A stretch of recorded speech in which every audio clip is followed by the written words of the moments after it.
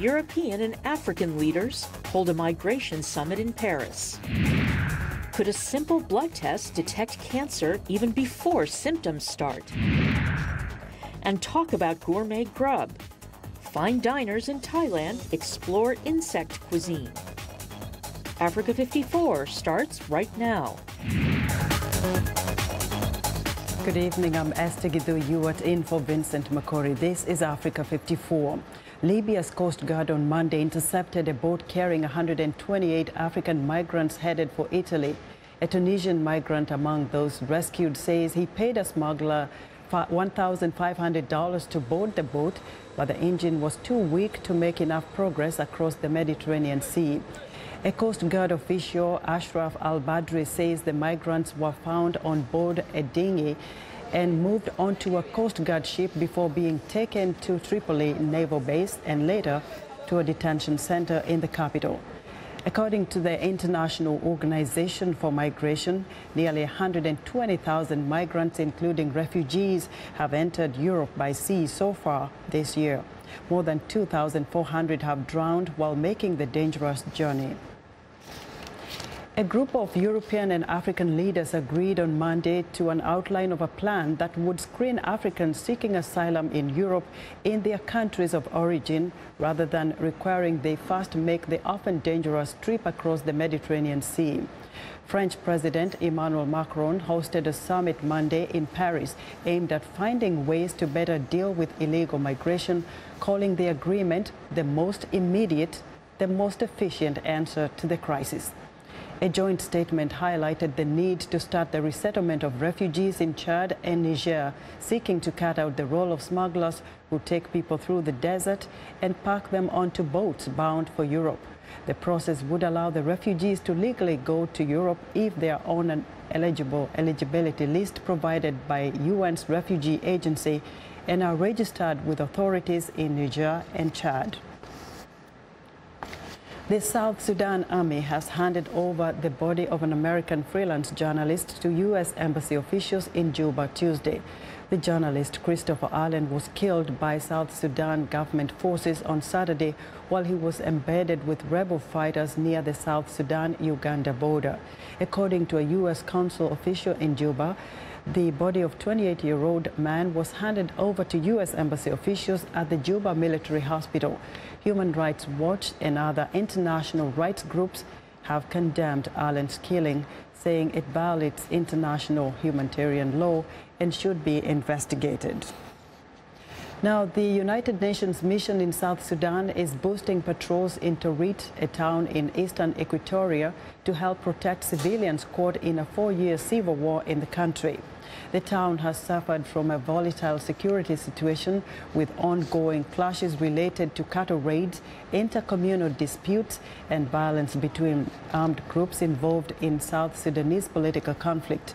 A top United Nations peacekeeping official told the Security Council last week that the conflict in South Sudan needs more attention from the country's leaders if peace is to be restored.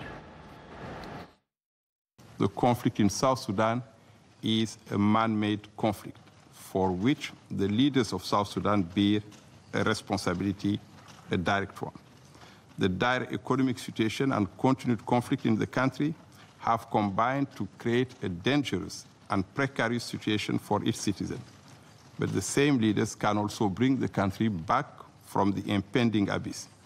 All that is needed is genuine political will to halt military operations, peacefully negotiate, and make the compromise necessary to achieve sustainable peace in the country. Now, the UN mission has 12,000 armed peacekeepers and a budget of over $1 billion. But that's not enough to patrol South Sudan, which has less than 300 kilometers of paved roads, despite the robust peacekeeping violence continues in the country. Kenya's Supreme Court has granted the opposition access to all official tally forms and the Electoral Commission's computer servers. The ruling came at the start of official hearings Monday on the opposition's challenge to presidential poll results, showing President Uhuru Kenyatta defeating Raila Odinga by about 1.4 million votes. You've been told time and again that it is not a question of numbers. that if any law was transgressed in whatever trivial manner, that you must nullify these elections. Since the election day, the National Super Alliance Opposition Coalition has argued that the voting system was hacked, leading to what they call a stolen election. The rest of Monday's hearing was scheduled for Odinga and Kenyatta's lawyers to argue their sides of the case, as well as the Electoral Commission to defend the integrity of its voting systems.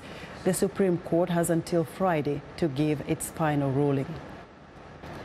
Angolans have elected their first new president in nearly 40 years, and now they say he must address the glaring gap between the rich and the poor. Despite being Africa's second largest oil producer, Angola ranks consistently in the bottom quarter of the United Nations Human Development Index, and it remains dependent on imports. Most of its citizens live in poverty amid high inflation and unemployment. VOA's Anita Powell reports from Luanda. On a good day, Kialopo Feliciana brings home about 3,000 kwanzas. The business is very expensive. That's why I've got little money for home expenses. Angola's economy is so crippled by inflation that her daily earnings are only worth about $9. Her entire family depends on that. I would like my son to work, but now my son does not have a job. But he studied and has a certificate, but no job. That's why he's home. But just across town, a few Angolans are living this sweet life. Here, wealthy patrons can spend Feliciana's entire daily income on one outing for gelato. A one-bedroom condominium here starts at $500,000, but the slump in global oil prices has slowed sales. President-elect João Lourenço says he wants to lessen dependence on oil. We believe that with your vote, yes, we're going to develop agriculture, industry, tourism, fisheries, and other branches of the economy. His political opponents blame the ruling elite for spending the nation's wealth on themselves. This impoverishment is not because of drop in oil prices, it's because of bad governance. We had a government that was focused on themselves and their family's pocket, rather than to solve the citizens' problems and for the people. But analysts say Lourenço is in a difficult situation because the family of retiring President José Eduardo dos Santos still wields enormous economic influence. Roadside mechanic Cardoso Paulo Faustina says he expects more from the new government. Yeah, for us in the lower class to have a chance to be trained so that we too can try to develop our country. Like many Luandans, he says, he lusts after the city's flashy cars and nice boutiques. But he wants something far humbler, a chance. Anita Powell, VOA News, Luanda. Here in the United States, flood waters from Hurricane Harvey continued to rise in areas of Texas and Louisiana, causing what the U.S. National Weather Service calls an unprecedented crisis. At least 6 people have died and an estimated 30,000 have been evacuated from their homes and placed into shelters. President Donald Trump is scheduled to visit the disaster area on Tuesday. VOA's Ladza Hoke reports. Rescue teams in helicopters were pulling stranded people from the most flooded areas in Texas on Monday. Residents used small boats to reach neighbors and others trapped in their homes. Local firefighters joined the rescue efforts. Edmundo Venegas told VOA's Latin American service that his team helped evacuate a flooded community in northern Houston. We're using Army trucks, school buses, and our apparatus to get everybody out. Evacuated residents expressed relief. I'm blessed that they came and got us because it could have been so much worse. So I'm happy. On Monday, President Donald Trump praised the first responders and others involved in rescue efforts. We see neighbor helping neighbor, friend helping friend, and stranger helping stranger. And you see that all over. You watch on television, you just see such incredible work and love. The president pledged the federal government's full support to the affected parts of Texas and Louisiana and said 8,500 federal workers are already involved in the Texas effort. Recovery will be a long and difficult road, and the federal government stands ready, willing and able to support that effort. The damage to homes and infrastructure is already visible days before the rain is expected to abate. But officials say their first priority is saving people's lives. Texas Governor Greg Abbott said work to restore electrical power will begin in a day or two. Without that power, you have a hard time functioning. And so we are pressing forward constantly to make sure that the power is restored. Trump also approved emergency funds for the neighboring state of Louisiana on Monday at the request of Governor John Bell Edwards. Of course, it's going to drop a lot of rain the entire time, and as it moves further east, we can expect that those rain bands will also move further east.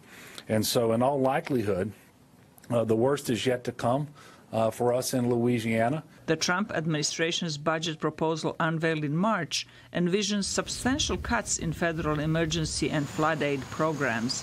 But the president said recovery efforts in Texas and Louisiana will need billions of dollars in aid, which will have to be approved by Congress. Zlarica Hoke, VOA News, Washington. Now, 50 years ago, Black civil rights leader Martin Luther King Jr. delivered his I Have a Dream speech in Washington. Historians say it changed the future for African Americans. And on Monday, hundreds of ministers and practitioners of many religions commemorated that speech with a march for justice in the U.S. Capitol. As VOA's Caroline Presutti reports, this year's march carried a stark message in light of recent violent events. Time is winding up, so much corruption in this land. They say that God hears prayers, and the march was a prayer for justice, not on their knees, but on foot, asking for an end to racism, anti-Semitism, and discrimination. It's not a black issue only. It's also an issue for Jews. It's an issue for everybody because all of us have some piece of who we are that's targeted by these groups. By these groups, Lynch is referring to a deadly incident 2 weeks ago in Charlottesville, Virginia. A group of white supremacists and other extremists held a two-day rally with explicit hateful speech. One white supremacist demonstrator rammed a car into a crowd of counter-protesters, killing one woman and injuring 19 others. Since then, many say the country has taken a step back in time and is now dangerously divided. And we have to call it what it is. White supremacy has got to go. Reverend Joanne Hilton wrote her doctoral thesis on the importance of social justice in worship services. She says it's up to religious leaders to teach it and preach it. As people have gone to sleep, they think that we're in a post-racial society, and we're not. It's just that it has been hidden or it went underground. But now with this new president, they've come back up ground. And he's trying to eradicate it. Don't know really what his agenda is, but his agenda that doesn't promote justice. But along the way, an unplanned stop, a silent prayer at the Trump International Hotel. Many walked this route before, during the civil rights era in the 1960s. Now, with the next generation. When we see injustices going on in this nation, that we have to stand up and have our voices heard. The march ended at the U.S. Department of Justice. No immediate comment from the Trump administration, but shortly after the violence in Charlottesville, Attorney General Jeff Sessions said he shares the views of the president. Racism, white supremacy is totally unacceptable. That may not be enough for this crowd. Caroline Presutti, VOA News, Washington. We want to know what you think about Africa 54 and the stories we cover. Join the conversation on Facebook. The address is Africa 54. We're also streaming our show live on Facebook, so check us out and share our show with your friends. Also, check out our headlines 24/7 on voaafrica.com. Coming up, could a blood test be the key to early cancer detection? Stay with us.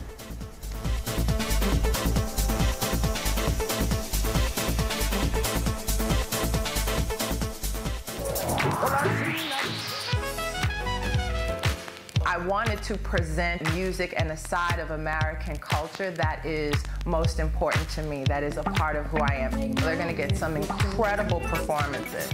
That's one of the things I love, bringing these artists in so you can get to see them do what they do. It's soul music, and that's what music is. It's that which comes from the soul.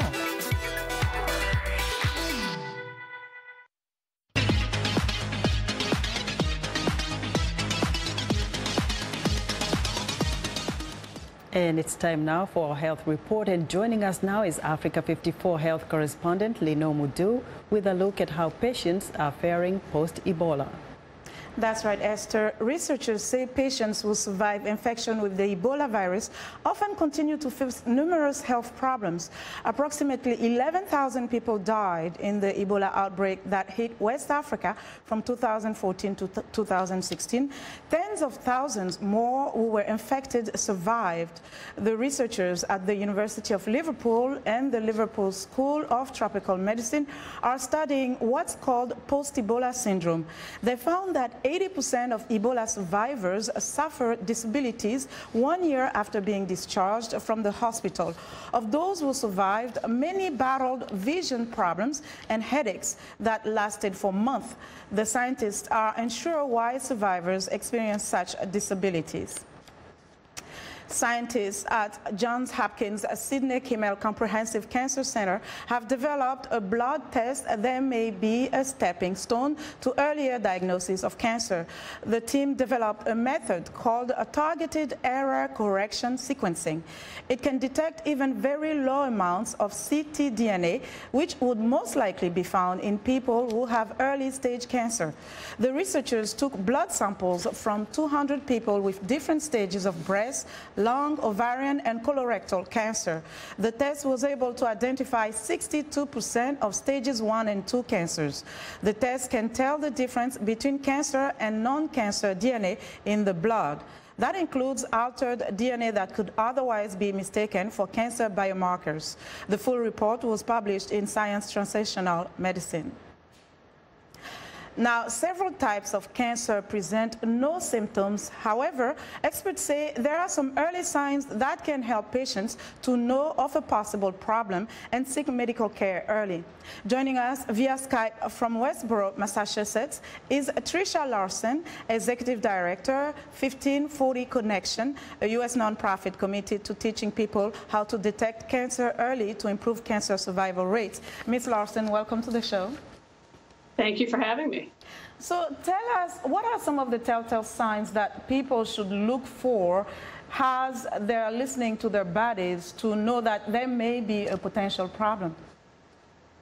So one of the most common signs of cancer is a subtle change in your health that persists. So something about what is normal for your health, and we know that everybody's normal is different, changes in subtle ways, and that persists for 2 weeks or more, that's often cancer's most early warning sign to you. And it's health changes that we currently ignore or minimize, but we need to take seriously if they are persisting. Does it depend on the type of cancer, or these are some general signs that will show up regardless of what type of cancer? So the way that subtle health changes will be different based on the type of cancer. But that's a rule, or that subtle and persistent is something that applies to all cancers. So tell us about the 1540 approach in detecting cancer early. You have some steps that you recommend that people should take. That's right. So our job here at 1540 Connection is to teach people how to detect cancer early and how to work with their physicians. And we do this through a program we call 3 Steps Detect. Would you like me to walk through the 3 steps? Yes, go ahead. Quickly, you can. Okay. Yes. Yeah. So the first step is know what your normal health is, or know how you feel on your best days. Know you're great, right? When you know that, you now have a tool for yourself to evaluate change. The second step is, we call it the 2-week rule. So if your health changes in subtle ways, say your energy level changes, or your sleep patterns, or your bowel habits, anything, pain levels, if that persists for 2 weeks, that's a time, at the end of that 2 weeks, is when you should call your doctor. Most benign things will resolve within 2 weeks. And then the third step we call share with a doctor. So once you make the appointment with your doctor, your job's not done. You need to go and tell your doctor all about your health changes and share your concerns, what it feels like. Your doctor won't know by looking at you, and your doctor can't guess the right things to do to find things. Your doctor needs you to provide information. You're important. At what point do you seek perhaps further help, or perhaps a second opinion, when you see one doctor who tells you, oh, everything is fine, you are okay, but you still see persistent symptoms? Yeah. So what we do is, that's a great question, is we advise that if a doctor does say that to you and you're still seeing persistent symptoms, ask your doctor, when should I feel better? And if I don't by that time, what should I do? If you're still not getting any results, at the end of that, you know, after you've given that a shot, it's time to find another doctor who's going to take your concerns more seriously. If you're feeling different than what's normal for you, there's a reason for that, and you want to get to the bottom of it. Okay, Ms. Larson, thank you so much for joining us today. Thank you. And that was Tricia Larson. She is Executive Director of 1540 Connection. Now, when a Zimbabwean artist was diagnosed with breast cancer last year, she used her passion for design and film to deal with the pain and fear of battling the most common cancer in women worldwide. Researchers say the prevalence of cancer is increasing in developing countries due to late detection. Take a look. 28-year-old Zimbabwean artist Rutendo Karikoga found out she had stage 1 breast cancer just as she was launching a career in design. She had studied law, politics, and international relations, but then chose to follow her love of the arts. It's a passion, she says, helped her during her battle with breast cancer. What made me cope during that time was painting, because I'm into abstract art. And that's how I could express how I was feeling at the time. Because certain emotions or feelings you can't articulate, the fear, the anxiety, you know, are you going to beat this? What's going to happen? And I found peace and comfort in painting. And all the results are in. Now I have to wait. Karikoga made this film, an abstract tale of her journey from when she was diagnosed last year in October. The World Health Organization says breast cancer is the top cancer in women worldwide. It is increasing, particularly in developing countries where the majority of cases are diagnosed in the late stages of the disease. The WHO says almost 50% of breast cancer cases and 58% of deaths worldwide occur in developing countries. A 2016 report by Zimbabwean doctors for the American Society of Clinical Oncology found that public awareness of the disease is still limited in the southern African country. Karikoga says it was important for her to share her story. I thought the best way for me to get people to understand that struggle and what I was going through is to tell that story visually. So I thought, okay, a fashion film would be appropriate. That way people have an opportunity to get really personal with me and actually understand more than what the bags could articulate. So it was just adding another layer to the story. Karikoga recently launched her exhibition of bags, paintings, and the short film titled The Art of Chemotherapy, A Journey with No End. I met a lady who was actually battling leukemia, and my grandmother had stomach cancer, my uncle prostate cancer, and realized everything that we're going through health-wise is to do with the blood, it's to do with our cells. So a lot of the artwork that came after I'd interviewed people was inspired by the movement of blood and how body cells actually move in our system. So that's the inspiration behind the artwork. The World Health Organization says late detection and poor health systems are hindering survival of breast cancer in low-income countries. According to the WHO, early detection remains the cornerstone to improving the chances of patients surviving breast cancer. As for Karikoga, she says she is now in remission. And that's our health report for today. To stay in touch, find me on Twitter @LenorMoudou. Back to you, Esther. Thanks, Leno. Be sure to watch Leno Moudou's health reports every Tuesday and Thursday right here on Africa 54. It's time now for a short break. Still to come on Africa 54. Insect eateries go high-end in Thailand. We'll be right back.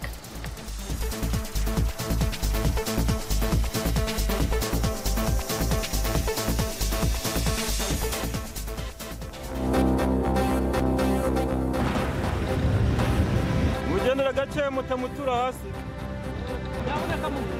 yagiyemo hagati nacyo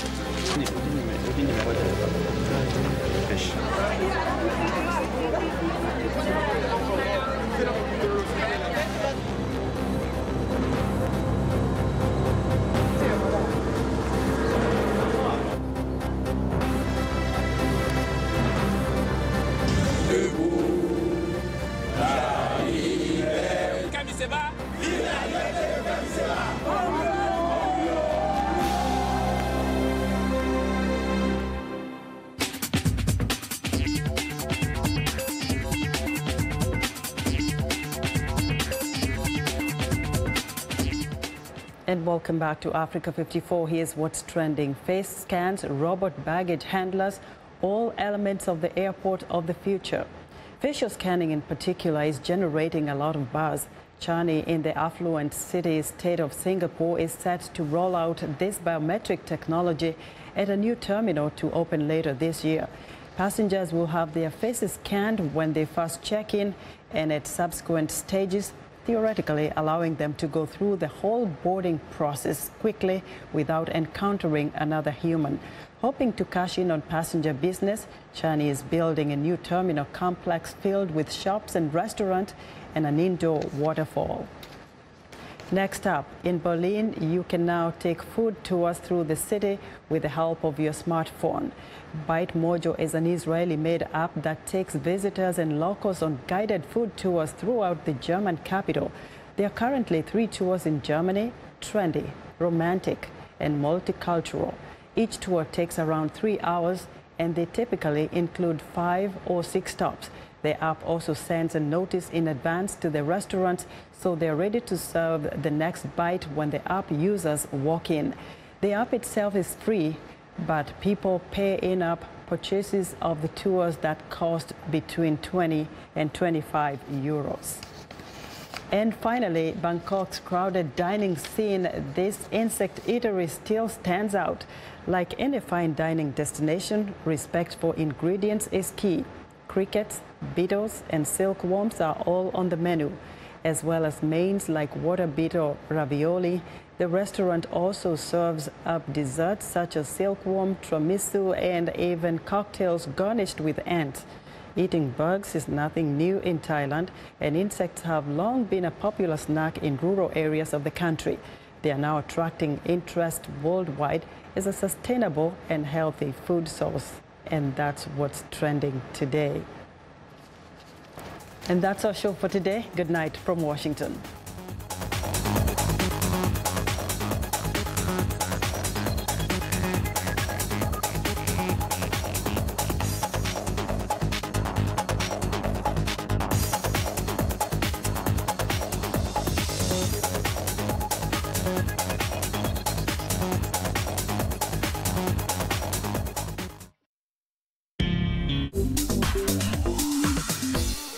Welcome to English in a Minute. Most people enjoy listening to music. But is this expression actually about songs and tunes? Music to my ears. Jonathan, I cannot believe we have to work over the weekend.